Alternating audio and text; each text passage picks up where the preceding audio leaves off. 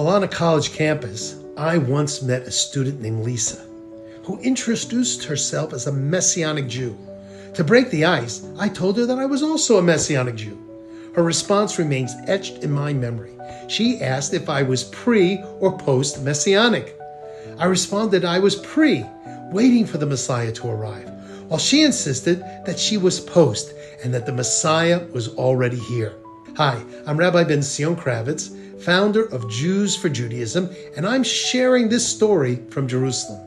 After clarifying our different perspectives, I suggested that since we have something in common, we should talk.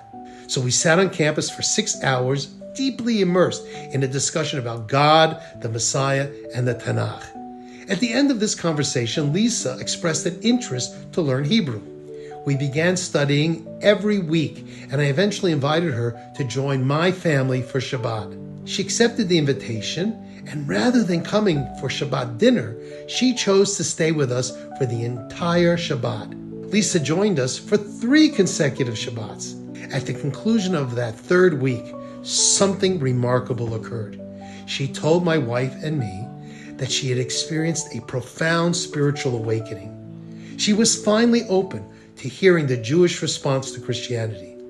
I recognized the significance of this moment and recalled the statement in the Talmud, Shabbat 118b, where Rabbi Shimon bar Yochai said, if Israel were to keep 2 Shabbats properly, they would be redeemed immediately.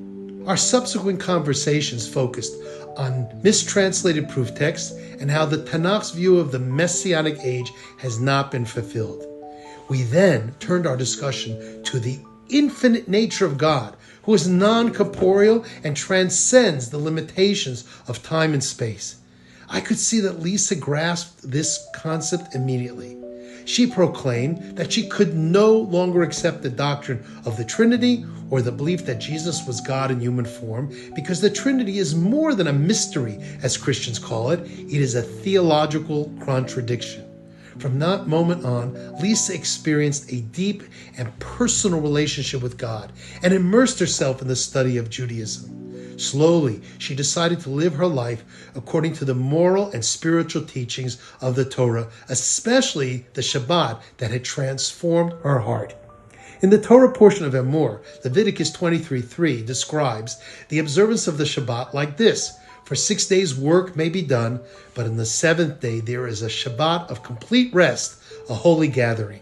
Beyond the physical tranquility Shabbat offers, it provides a unique spiritual opportunity when we are unburdened by the distractions of work and materialism to find clarity and connection with God. The public reading of this passage about Shabbat is close to the anniversary of the passing of Rabbi Shimon bar Yochai.